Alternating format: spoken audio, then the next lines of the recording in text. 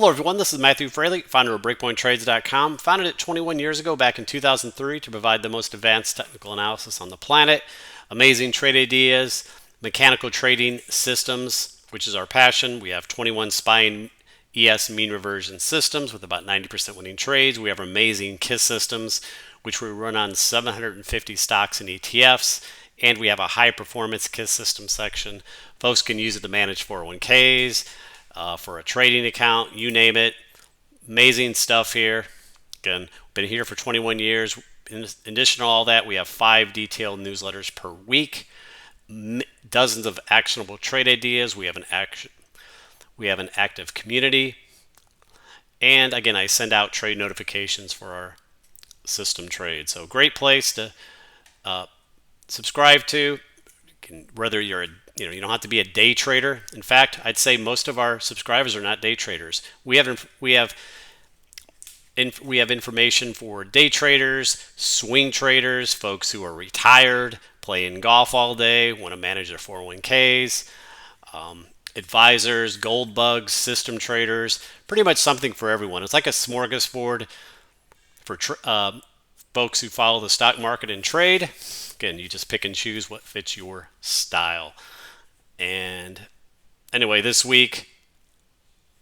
ahead and get started with this newsletter at hand. Again, this week, guys, clearly the U.S. presidential election on Tuesday, the FOMC on Wednesday with Powell. That's going to be a big one as well to affect the market. A lot of people aren't thinking about that. They're hyper-focused on the election. But the FOMC this week is a big one, guys. Okay. Anyway, let's get started with the newsletter. Again, in addition to YouTube, I put out a couple videos a week, but remember, we have 5 detailed newsletters a week. They are web page based, and I'm going to go ahead and get this recording started now for that. Hello, everyone. This is Matthew Frailey with BreakpointTrades.com. This is the Monday, November 4th newsletter. Again, hope everyone had a nice weekend. As you know, Steve Nelson did the extensive weekend newsletter. This newsletter is divided into 6 major sections. Same general theme as I always keep. We first have our opening discussion and thoughts on the market. We're going to move then to some admin things, which is let's talk about some of our mechanical trading systems. Some of the mean reversion systems have started to take a long trade, so I'll discuss those briefly. Of course, we have our amazing KISS systems. Then we'll move back to the general market analysis. We do a top-down approach on the S&P 500, triple Qs, small caps. We'll look at a few important market indicators like the VIX and some other things. We'll also look at the bond market. We'll review a few major market sectors. We'll look at the US dollar, Bitcoin, commodities, precious metals, and GDX. And finally, follow up with trade ideas. We've had some amazing trade ideas, guys. There's also some ideas from last week that are still valid. I added a few more on the weekend. And again, like I said, this week, especially if you're an active trader, not so much if you're a long-term position trader, if you have a 401k you're managing.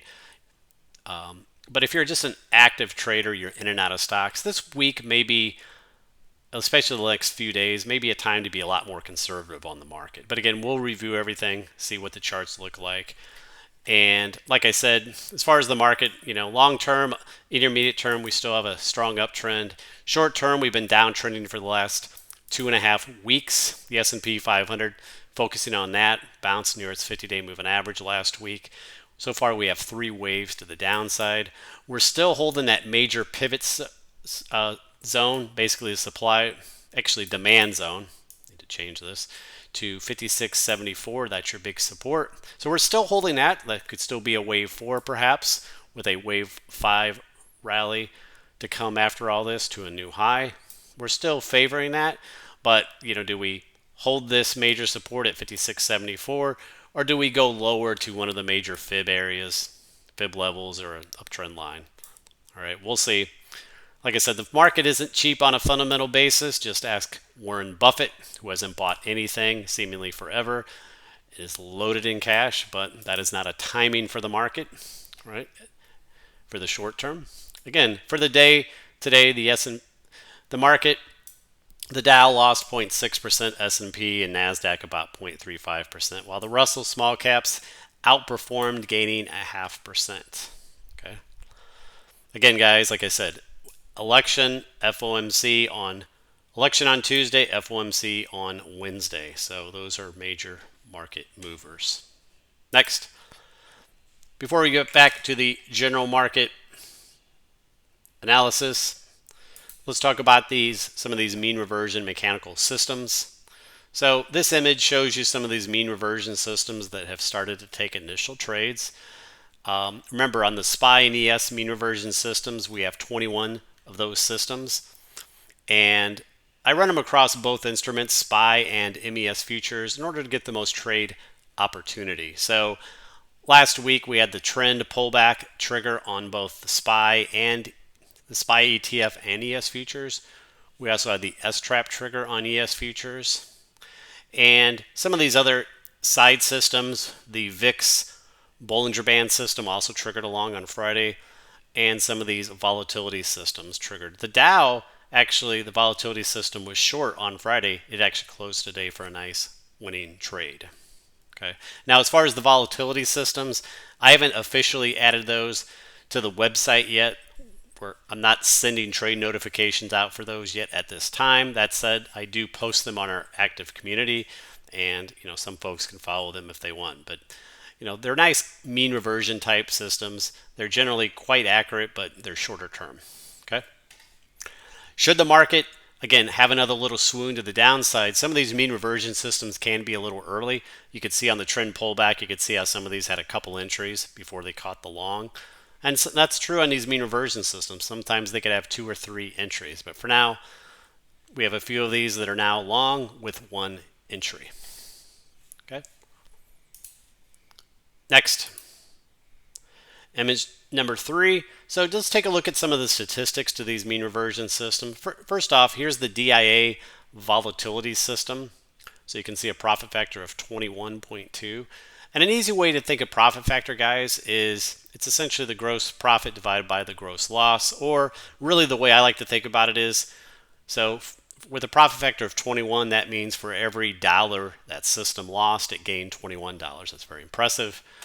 Total trades, 156 trades, 87% winning trades. And this trade history goes back to 1998, so it's got a nice long history. Again, these tend to be shorter term. These aren't like the KISS systems that can hold for weeks and months at a time. You could see average of about 4.5 days. All right, but that's what these volatility and mean reversion systems do. They're not trying to stay in the market for long periods of time. They try to catch a statistical anomaly, get in, get out, then wait for the next trade opportunity. Next, let's look at some of the SPY and ES mean reversion systems. So here's the ES trend pullback system that went long last week, the first entry. Profit factor of 11.3, 144 total trades, 83.3% winning trades. Really nice profit curve. This goes back to 1999.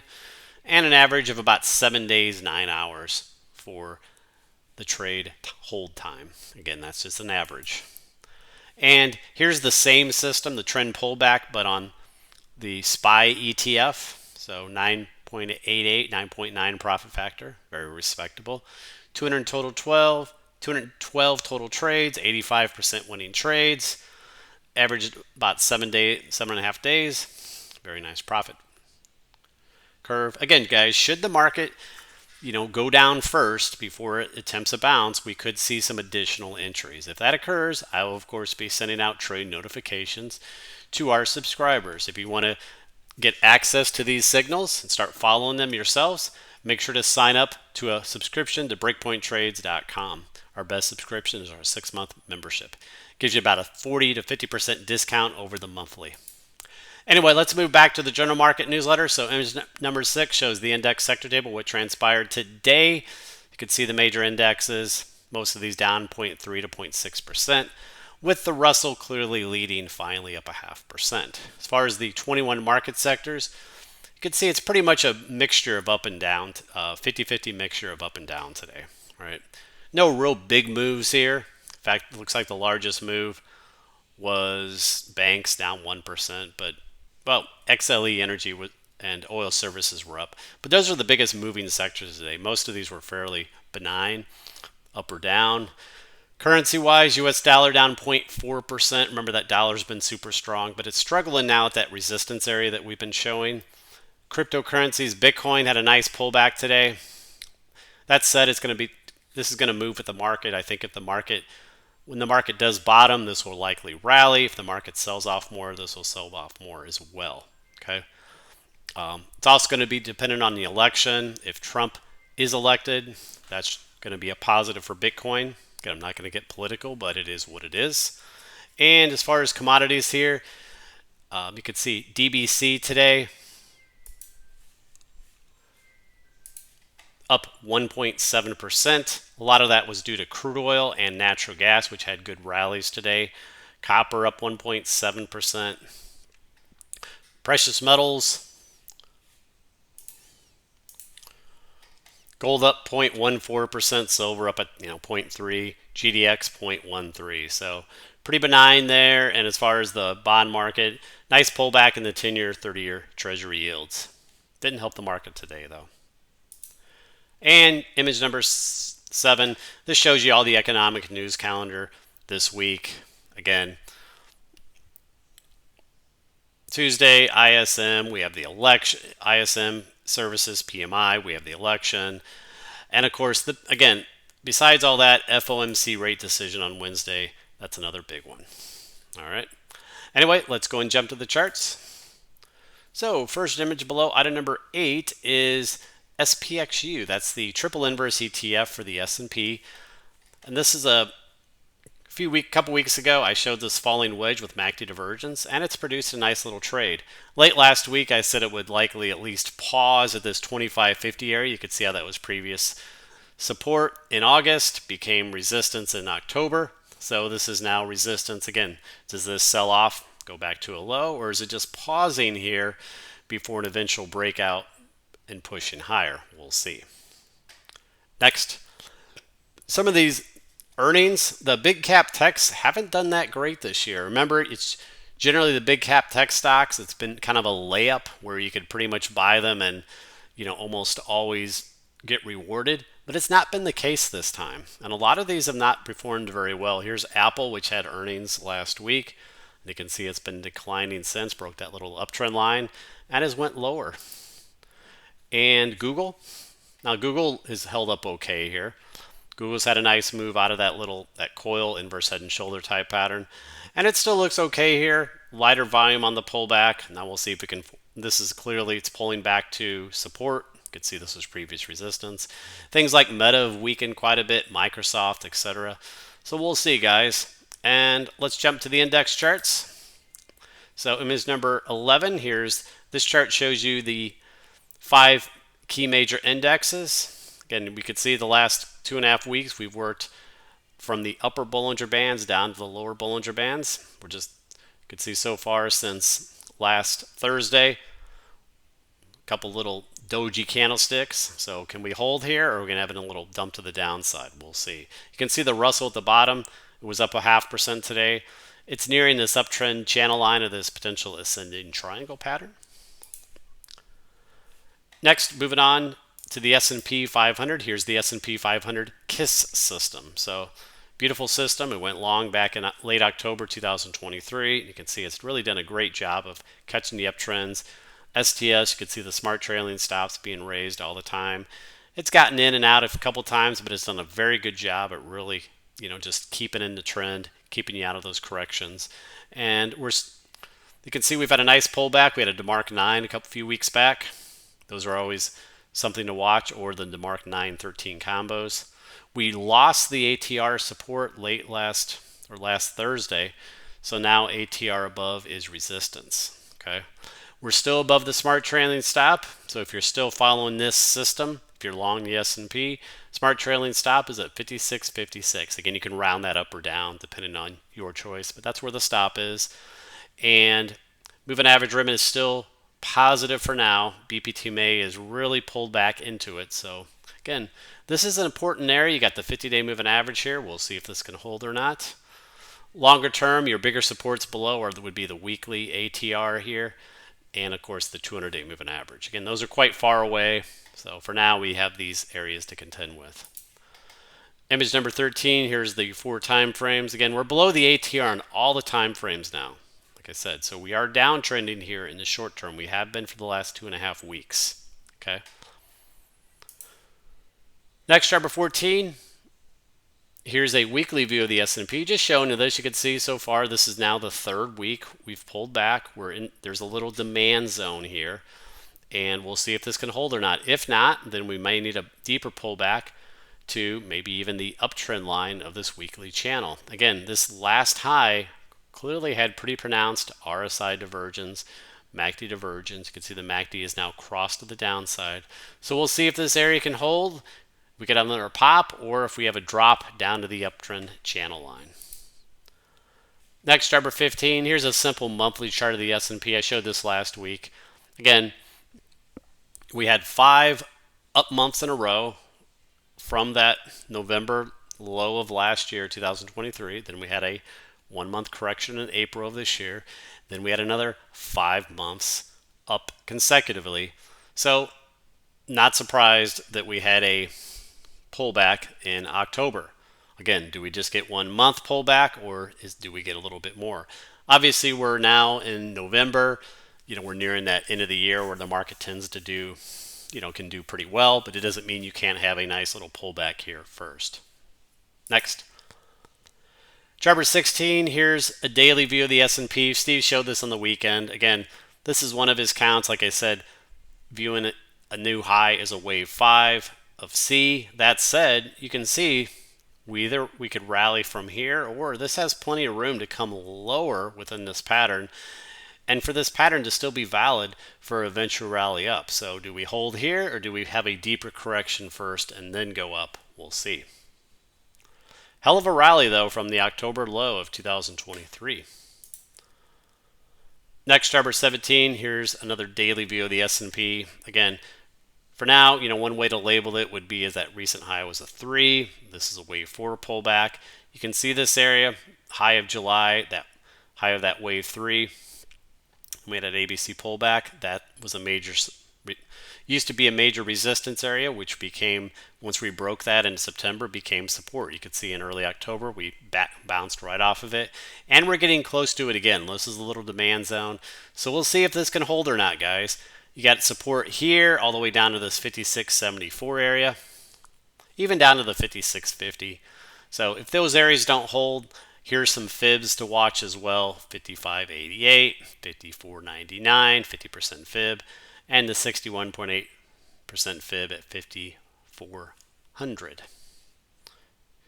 Next, chart number 18. Here's another daily view of the S&P. Again, last week we broke this uptrend channel. We're into this demand zone. We're still holding it for now. This demand zone to about that 56.74 area.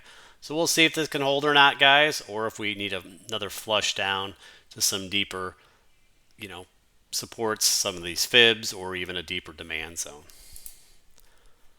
Next, chart number 19. Here's a daily chart of the S&P with these cycles. I haven't shown this for a while.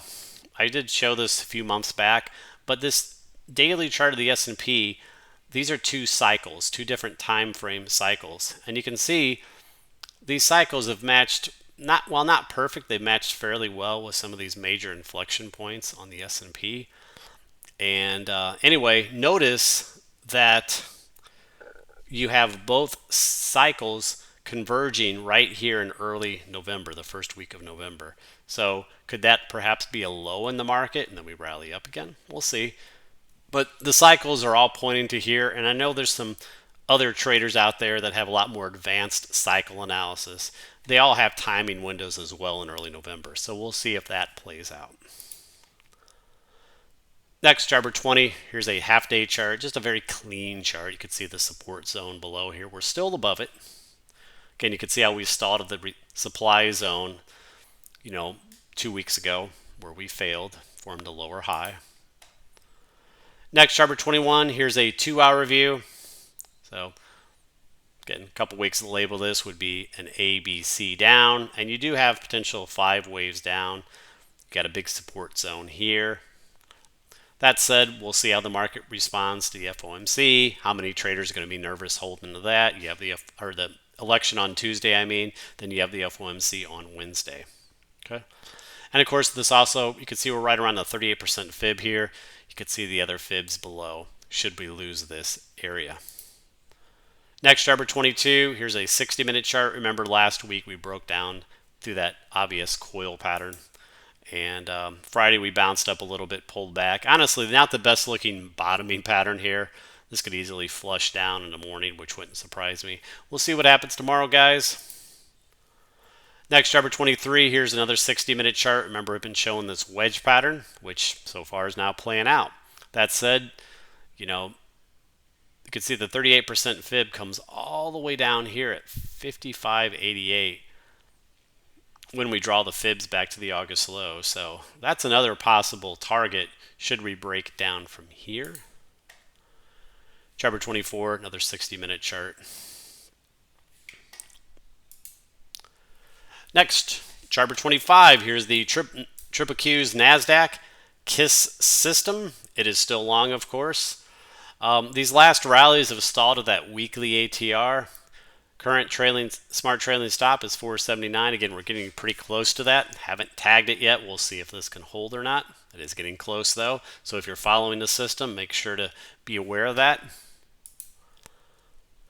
Next, chart number 26, here's the 4 time frames on the Qs. Now the Qs are still holding their daily ATR, unlike the S&P. We're below the ATR and all these other lower time frames, obviously. Next, chart number 27, here's the Triple Qs standard daily chart. Again, the Qs were unable to test or take out the July highs, unlike the S&P. They got pretty close to it. There's also a little supply zone right here with these dojis, and pulled back. There's a demand zone. We're still holding this for now. We're still above the 50-day. Not a great look here. Again, we'll see how the market responds to this news.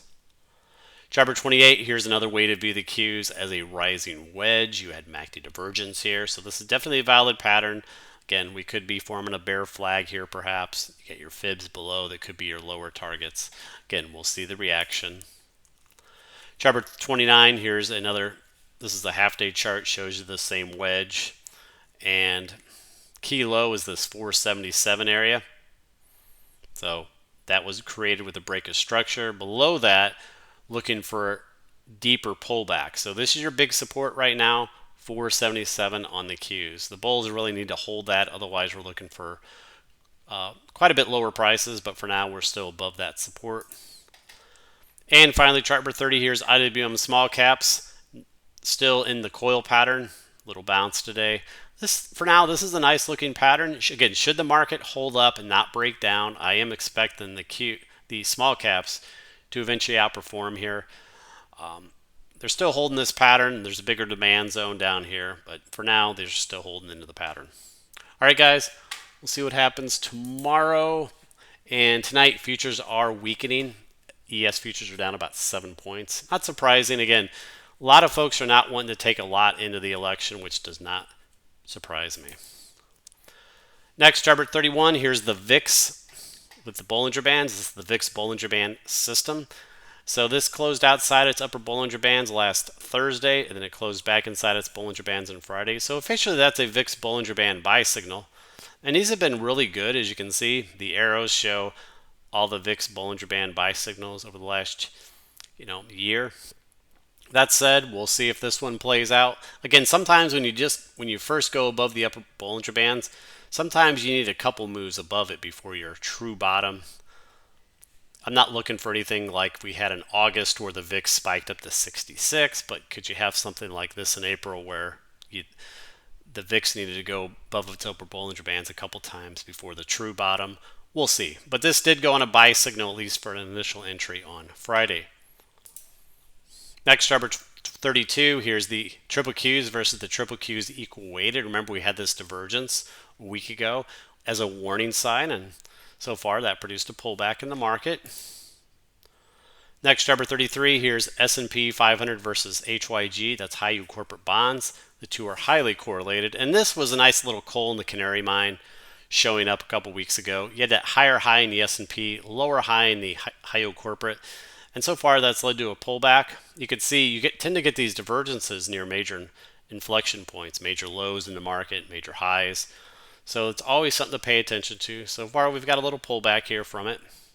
We'll see if it deepens or not.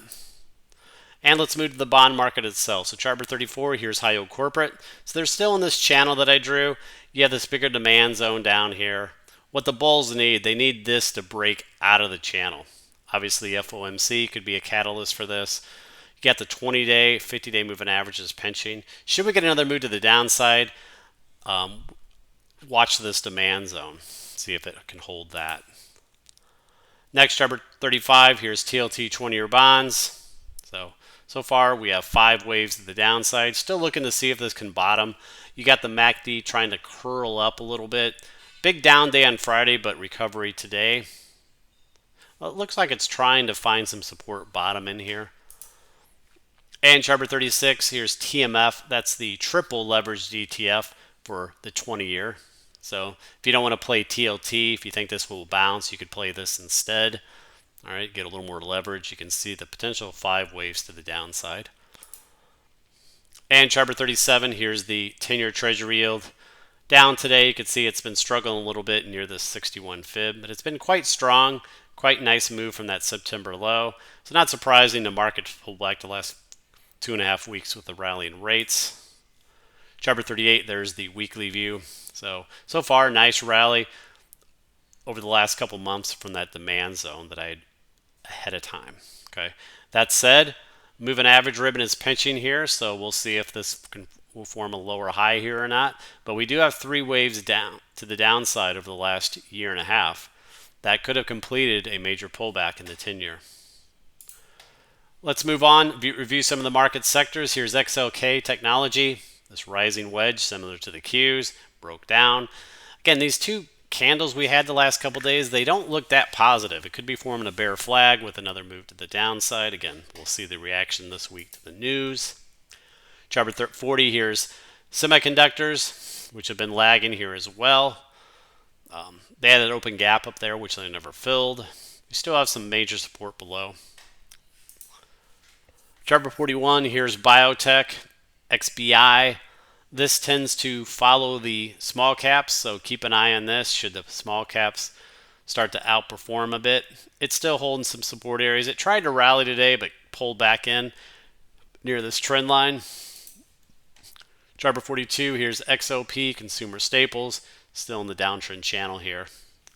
No changes. Chart number 43, IYR Real Estate. So far what I see here, it's at a nice pullback. You have 3 waves down, A, B, C. Notice you're moving average ribbon as well. That said, honestly, a better buy would be if wave C comes down into this demand zone. That would be a better area. Next, chart number 44, here's XLE Energy. So XLE Energy had a big sell-off on Friday, but today you had an inside day, an up day, up 1.75%. Again, energy has been consolidating sideways since April, basically. It's held up a lot better than the commodity itself. Next, moving on to commodities, here's DBC, the commodity index. Again, up slightly today, up 1.7%. Again, I like to show the weekly here because you can see the bigger pattern. It's been in this range the last 2 years. Chart number 46, here's crude oil daily. Again, nice bounce today. You can see that little support trend line that it bounced off last week. Again, longer term, it's still in this bigger downtrend channel. Next, chart number 47, UNG Natural Gas ETF. We also call natural gas the widowmaker. It's very tough to trade. It's got a lot of dead husbands. Anyway, remember, natural gas stalled at the 200-day moving average back in early October. So initial bounce off that big support. Took it out slightly last Friday, but bounced today. I'm wondering if it could be forming a little wedge here. So something to watch, monitor. Chart number 48, here's a zoomed in daily view of UNG. You can see the potential wedge that's forming. So something to watch. Next, chart number 49, copper, bouncing off this support area. Remember, this area became big support. So trying to hold that. You got your moving average ribbon was really pinching, squeezing there from a bullish configuration. So it was a logical area to start looking for a bounce attempt. Chart number 50, here's DBA Agriculture. So you have a potential 3 waves down. Right now it's just consolidating here. You can see it went into this demand zone where it bounced off of.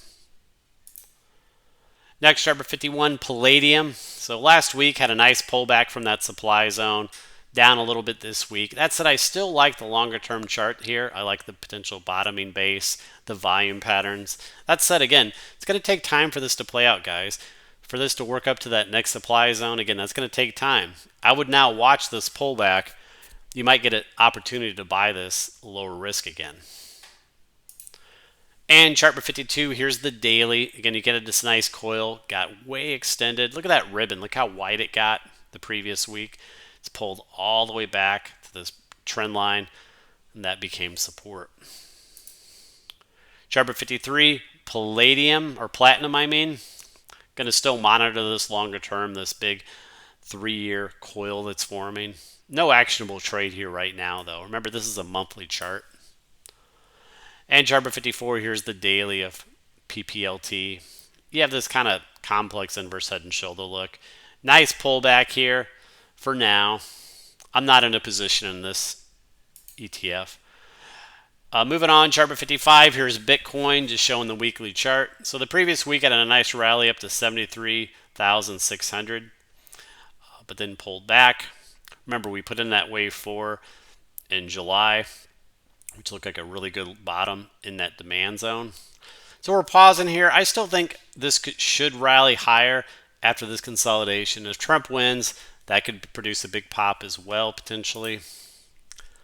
Chart 56, here's Bitcoin daily. Again, remember we had drawn this steep little uptrend channel, and you can see it's pulled back nicely. And again, this is likely to follow what the market does, guys. So if the market decides to have a little dump first, I think this will follow. If the market recovers right from here, I think this should recover as well. Chart 57, IBIT, one of the Bitcoin ETFs. Nice pullback so far. Again, the broken down trend line is your support. Hopefully we don't need to retest that again. We did retest it once back there in mid-October. And chart 58, US dollar. So US dollar pulled back off that resistance area, 104.50 last week. That said, so far it's found support at the 20-day moving average here. Maybe it flags here and goes up again. Wouldn't be positive for the market if it does. Notice we had a nice 5 waves to the downside, MACD divergence. We pointed that out ahead of time. That was a really good bottom for the dollar. Next, chart 59, here's the Japanese yen. So the Japanese yen, last week I talked about this broken down trend line and back test that would be a low risk long. And so far it has been. If you bought this last week, it was up today about 0.6%. So your stop would essentially go just below the lower trend line. One way to play it is FXY ETF is the same, exhibits the same pattern. Next, chart 61, gold. So gold continues to pull back. Remember, this last high did have RSI MACD divergence. Again, we're still holding the 20-day moving average. We're still holding this first uptrend line. Should those be lost, then I'm looking for finally a deeper pullback in gold. All right. Again, one of my targets for gold is the 3,000 area, but can we go there now, or do we need a correction first? Chart 62, here's gold on the weekly.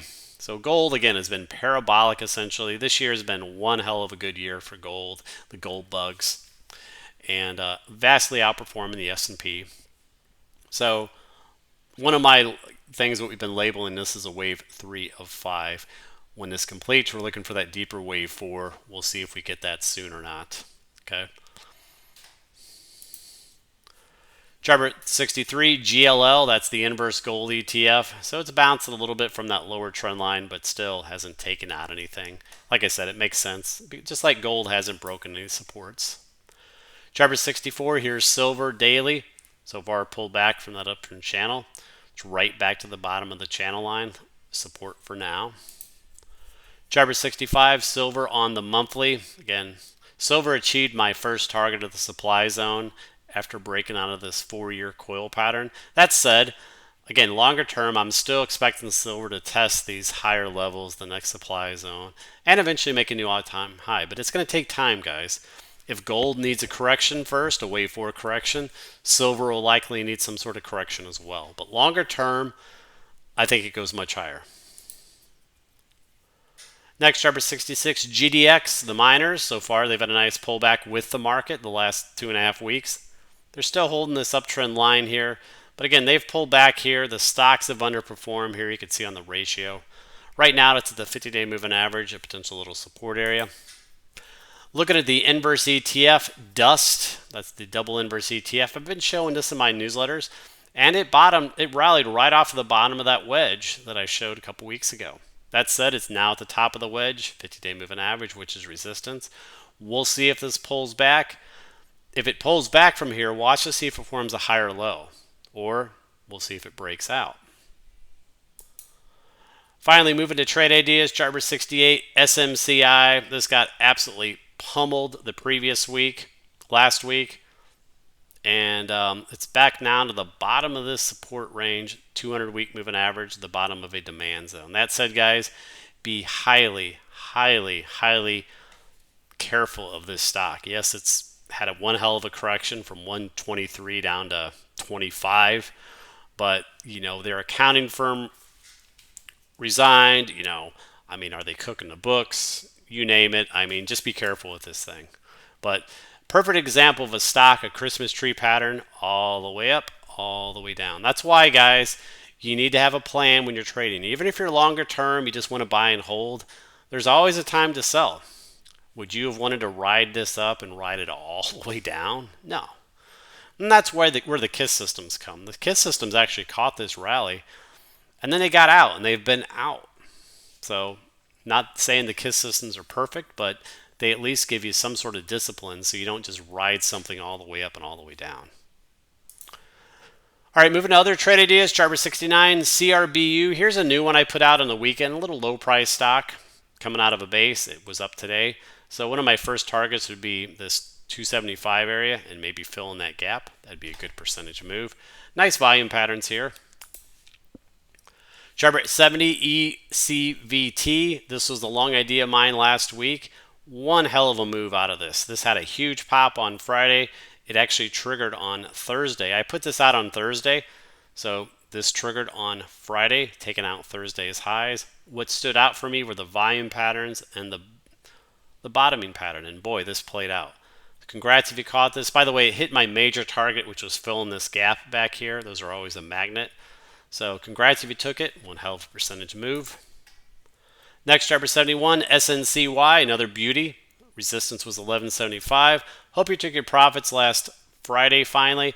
Finally had a pullback today. Again, great examples of swing trades, guys. These are clearly not day trades. These have lasted the last 2.5 to 3 weeks. Next, chart 72, TRIP, another one from a couple weeks ago. It's been tripping higher. One of my main targets is up here, this horizontal line, but it's produced a trade for now. Chart 73, IBRX, another one. This was a monster trade out of this bottoming pattern. Hell of a move. Again, if you took your profits, I said this is one to still monitor. Notice it's pulled back on almost no volume to the 9 EMA. That's always your first major support in an uptrend. So this is one to watch. I actually took a stab buying some here with a stop below today's lows. I want to see volume come back into it though. Chart 74, LICY, another one I put out on the weekend. It's been powering up here. Again, low price stock, but likely not too affected by the general market just because of the low price, but looks pretty good. I like the volume patterns. Chart 75, VLRS, another one from last week. And it's been kind of chopping around here. You can see it keeps going up, pulling back. Make sure to have some sort of stop in place here. Still holding up though. Chart 76, RXRX, one from last week, this coil pattern. Still a valid setup. It's kind of hanging in here. Needs to really hold today's lows though for a long. Chart 77, Court. Here's one that triggered today, pulling back. Chart 78, MMSI. One still holding up very well from last week. Chart 79, MBLY. Talked about this on the weekend. Okay, nice move up, pulling back. I still like this. I like the volume pattern, so still watch this one, guys. It could be flagging out here. Chart 80, BX, Blackstone, coil pattern. This could go either way. It could be a short for a quick move to the downside or a pop to the upside. Chart 81, RRGB, Red Robin. I don't think I've eaten there in probably 15 years. Anyway, kind of a wedge pattern forming perhaps. No trigger yet. Chart 82, Hain. Nice little ascending triangle look to it here. So one to watch. Chart 83, Starbucks. Pulling back. You got an ascending triangle pattern here, so I'm going to watch this as well. And the final chart, Intel. So Intel, I talked about a low risk long back there in September off that horizontal rectangle, and it gave you a nice trade. Hope you took your profits, and since then it's been consolidating. I do think it's one to watch here for a potential long. Notice the volume patterns. Yes, it pulled back today, but if it can take out that 2360 high there, take out this trend line, I think it could be a long with a nice stop. All right, guys. There you go. We'll see what happens tomorrow. Let's do a quick check on futures. ES futures are now up 4 points. They were down 7, so they've recovered a little bit. Gold is down 3 points, and Bitcoin's up a little bit. Okay, have a wonderful rest of your evening. Get out there and vote. We'll see what happens with that. I think most of us are ready to be over with that. By the way, guys, one more thing about the election. One thing that could be negative for the market, if the election's super, super close and there's a bunch of contesting of it and it goes out a couple weeks, kind of like that 2001 with George Bush and Al Gore, that wouldn't be good for the market, clearly. So it's best if we have more of a decisive victory for one or the other. So remember, the market doesn't like uncertainty. So we'll see, guys. Anyway, have a good evening. Get out there and vote. Take care.